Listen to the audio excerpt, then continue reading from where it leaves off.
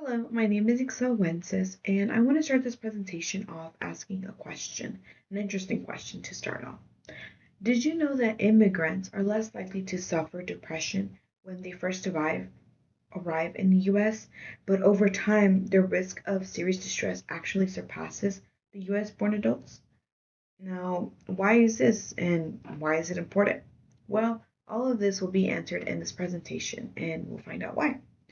So, the article that I will be analyzing is by four different authors. The first one being Chijioke Icont, Heather Prigmore, April Dawson, and Leonard Eggy.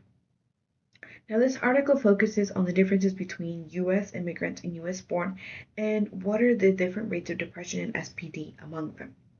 Now, for the methods of this research, the researchers used National Health Interview Survey data from the years of 2010 to 2016, and it had about 101,142 participants being a part of the survey. To investigate whether the participants were suffering from depression or had any signs of depression, they started off with one question: how often do you feel depressed? And the possible answers were never, daily, weekly, or monthly.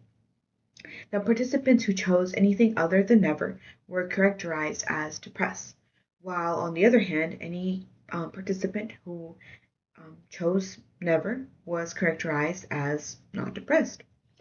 Then came the part to investigate which participants showed symptoms of SPD or of that sorts of feelings. So they used the Kessler 6 non-specific distress scale. And this asked how often in the past 30 days did the participants experience the following symptoms: sad, nervous, restless, worthless, and as if everything was an effort. So that's six different symptoms. And the response options for these questions were between none of the time and all of the time, ranging from a scale of 0 to 4. So 0 being none of the time and 4 being all of the time. Now, once the participants were finished, their scores of these feelings were added up together. And if the score was higher than or equal to 13, then that meant that SPD was present. If their score was under 13, then that meant that the participant didn't show any signs of SPD. Now, after asking these two questions, the researchers continued on to ask two more questions. What was their immigration status? Were they born in the US? Yes or no? And how many years have they been in the US? This helped them see what was the difference between the immigrants that had been in the US here for longer, while and the ones that had just gone here, and the participants that were born in the US. And with all this research and investigation, the study found that immigrants were 11% less likely to suffer from depression compared to the US born adults, which highlights the healthy immigrant effect that is actually talked about in the article, where newcomers often arrive with better health profiles. And another interesting or important information that they found out was that immigrants who have lived in the US for 15 plus years have actually become more likely to experience SPD than US born individuals.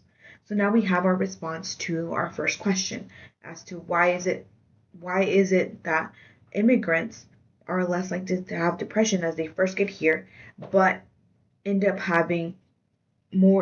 experiencing more SPD or higher rates of SPD than US born individuals. Now we know.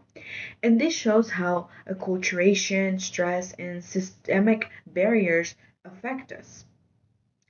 And they weaken initial health advantages. So, with prolonged residence, it seems as to it comes with worsening outcomes for these immigrants. Now, the other question we asked at the beginning of the presentation: why is it important that these researchers shed light on the mental health disparities between US born individuals and immigrants?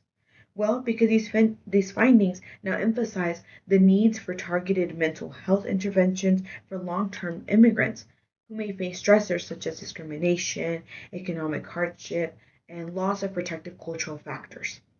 And since a large part of the US is composed of immigrants, we must understand these mental health trends for public health planning, resource allocation, and equitable healthcare access.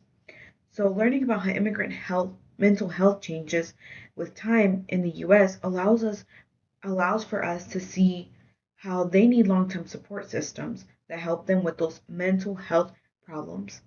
So this research isn't just about numbers or data. It's more about shaping policies that protect mental health across diverse communities, especially the immigrants. Now, that is the end of my presentation, and I hope it has opened your eyes to problems that can maybe sometimes be disregarded or not shown as of importance, but they truly are of great importance. And thank you.